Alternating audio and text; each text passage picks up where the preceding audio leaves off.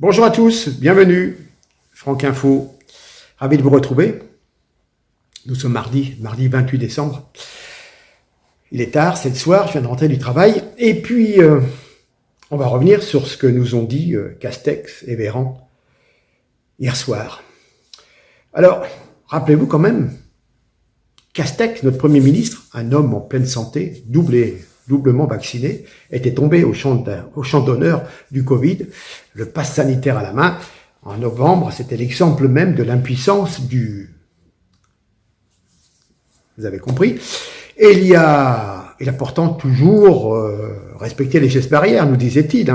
Voilà. Et puis, on n'a pas tenu compte quand même de sa rencontre du 7 novembre avec les maires des Hauts-de-France, sans masque, avec force serrage de main.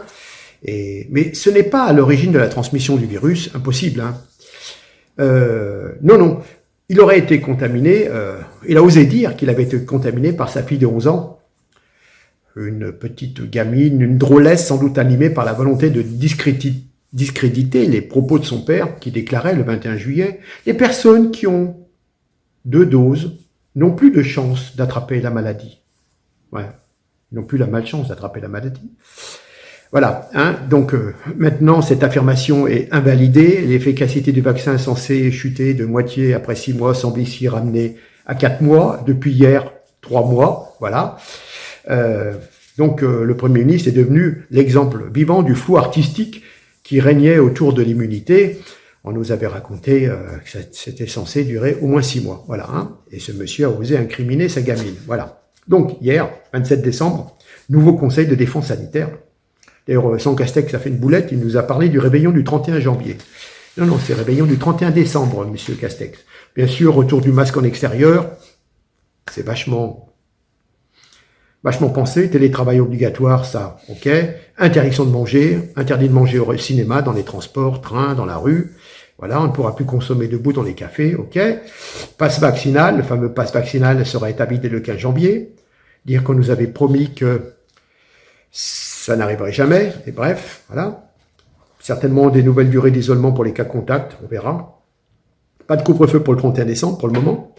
Donc on pourrait résumer en compte les propos de hier soir. Pas de café debout, pas de popcorn au cinéma, pas de chips dans le train, voilà. C'est la nouvelle politique sanitaire du gouvernement. C'est encore plus fou que l'ancienne. Franchement, on navigue à vue, et il serait temps de passer enfin une gestion à long terme de cette épidémie. Tiens, en fait, cela fait 2 ans qu'on en parle, il n'y a toujours pas de purificateur d'air dans les établissements scolaires, et pourtant, c'est pas une dépense très très importante, et ça serait très intéressant dans ce type de lieu. Voilà. Donc vous voyez bien qu'il y a un échec de la politique sanitaire depuis 2 ans. Et puis on continue, mensonge après mensonge, désinformation après désinformation. On continue, ça marche pas au bout de 6 mois, on va dire au bout de 3 mois, au bout de 3 mois, etc. Donc je me pose des questions si Emmanuel Macron et son gouvernement n'essayent pas d'instrumentaliser la crise sanitaire en mettant sur la table des mesures aujourd'hui inutiles à de seules fins politiciennes, voire peut-être un report ou une annulation des élections. Voilà. Macron sait déjà qu'il ne passera peut-être pas le premier tour, qu'il a déjà perdu et tentera tout. Voilà. Donc, on avait l'occasion de voir une petite affichette présidentielle 2022, coup de théâtre. Une source proche du gouvernement affirme que les élections pourraient être annulées. Voilà. Alors donc, c'est le plan secret de Macron. C'est le report des élections à une date ultérieure pour cas de force majeure. Voilà. Vous allez bien reprendre un petit coup sur la tête, un petit coup d'état d'urgence, voilà. On va vous enrober ça comme un paquet cadeau destiné aux Français. Mais c'est pour votre intérêt, pour votre seul intérêt, bien sûr. De toute façon, c'est toujours comme ça avec les socialistes, c'est pour le principe, voilà. Donc, comme les électeurs sont des amnésiques consentants, l'épidémie repartant par vagues successives peut lui servir sans problème de prétexte à reporter. Voilà, on peut toujours attendre la fin du virus, voilà, ça lui laissera le temps et tous les pouvoirs avec son conseil de défense. 8 personnes, dont 4 ministres, plus le président. Voilà, ça lui permettra de sortir un peu en sauveur de la France. Macron le sait très bien, un virus peut partir à tout moment du jour au lendemain, alors autant profiter au maximum de cette crise pour rester le plus longtemps possible au pouvoir. Voilà. Bien sûr, au départ, le gouvernement va affirmer qu'il n'est pas question de changer la date des élections. Et puis va le dire, plus le risque du report sera grand. C'est la technique toujours utilisée par Macron pour tout. Il sonde d'abord, envoie des rumeurs, et ensuite fait le contraire. Ce fut le cas notamment pour le masque qui ne servait à rien en mars 2020 et devenait obligatoire en juillet 2020. Idem pour la vaccination qui n'était pas obligatoire, mais qui l'est devenue de fait.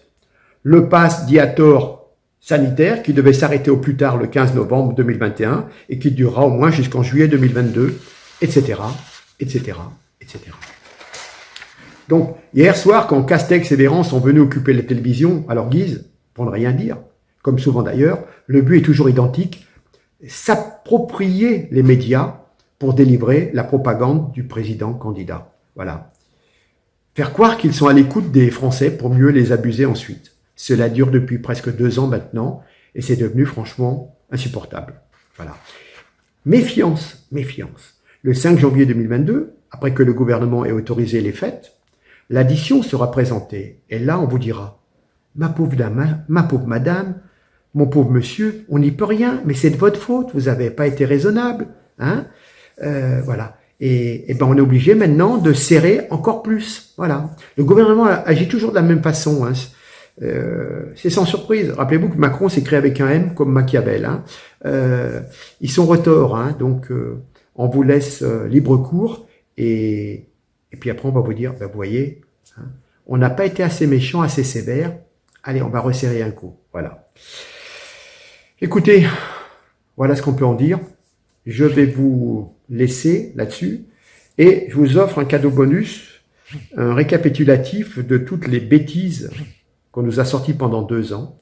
Donc je vous laisse avec ce top de valeurs actuelles que je vais rajouter à la fin de cette vidéo et vous allez voir, pour ceux qui n'ont pas vu, ça en dit long sur, comment dire, l'intérêt intellectuel des messages qui vous sont délivrés par notre gouvernement. Voilà. Hein. Donc, on fera tout pour que ces gens n'aient plus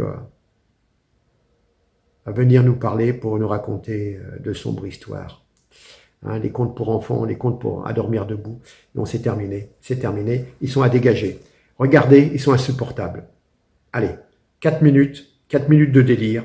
Ces gens-là sont au pouvoir. Allez, à très bientôt. Merci en tous les cas, partagez. Je vous rappelle qu'on a des besoins financiers également, donc je compte sur vous. Allez, on regarde la vidéo de valeur actuelle. Merci, à très bientôt.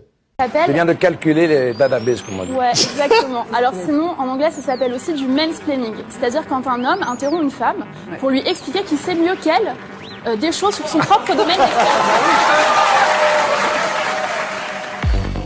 Dans la situation actuelle, j'insiste, l'usage du masque en population générale n'est pas recommandé et n'est pas utile. Le masque, en fait, on a du virus. Le masque dans tous les lieux publics clos. Évidemment, mais évidemment que c'est ces photos qui choquent et c'est. Mais ça vous surprend qu'à l'Assemblée nationale on puisse être amené à servir du homard? Moi, je n'aime pas ça. Je n'en mange pas. J'ai une intolérance aux crustacés, aux fruits de mer. D'ailleurs, depuis, il y a un agent de l'Assemblée nationale qui très gentiment m'a envoyé, dit mais on avait une liste de tous vos intolérances alimentaires. La première ligne, c'était les crustacés, les fruits de mer. Et votre femme également. Et on fait croire que c'est moi qui demande qu'on serve des homards. Enfin, je n'aime pas les huîtres, je ne prends pas de champagne. J'ai mes ouzas à la maison, j'ai mes meilleurs amis, c'est Jean-Michel Cohen, Julien qui est un copain. Le champagne, ça me donne mal à la tête, donc je n'en prends pas. François de... C'est pourquoi j'ai décidé de retirer ma candidature à l'élection municipale parisienne. En cause des échanges et vidéos à caractère sexuel. Cette décision me coûte. Tout à l'heure, il y a un match. Et certains ont commencé à l'évoquer. Et à Marseille, on a un truc. Vous savez, c'est... Je sais plus comment c'est, qui saute pas et pas marseillais. Alors je vous propose de vous lever. Et on va le faire ensemble. Allez, on y va. Qui saute pas n'est pas marseillais. Ok? Qui saute pas n'est pas marseillais. Ouais. Qui saute pas n'est pas marseillais. Allez, allez. Et je vous en propose une autre. Qui saute pas n'est pas Macron. Qui saute pas n'est pas... Bon, voilà. Mesdames, messieurs, un tonnerre d'applaudissements au nom d'Emmanuel Macron. Justement, c'est gérable si on s'en donne les moyens. Moi, je pense que, comme dirait Spider-Man, un grand pouvoir implique de grandes responsabilités. Ça chantait, c'est l'Île-de-France qui va s'enflammer. Votez Laurent, votez Laurent, allez, allez. Quand le parc floral se met à chanter, allez debout. C'est l'Île-de-France qui va s'enflammer. Oui, mais enfin, non mais c'est inaudible. Je demande un peu de silence. Je suis dans les finances françaises. Squalala. Deuxième erreur qui a été faite et alors dont nous portons tous la responsabilité, moi y compris, je ne me pose pas en censeur, c'est le fait d'avoir probablement été trop intelligent, trop subtil, trop technique dans les mesures de pouvoir d'achat. Nous avons saucissonné toutes les mesures favorables de pouvoir d'achat dans le temps. C'était justifié par la situation des finances publiques, mais manifestement, ça n'a pas été compris. C'est la raison pour laquelle l'ensemble des mesures que nous prenons aujourd'hui visent à raccourcir le calendrier d'exécution et tout faire d'un coup. Quand vous dites trop intelligent, ça veut dire quoi? Vous considérez que les Français ne sont pas capables d'intégrer ça? Non, mais parce que quand vous...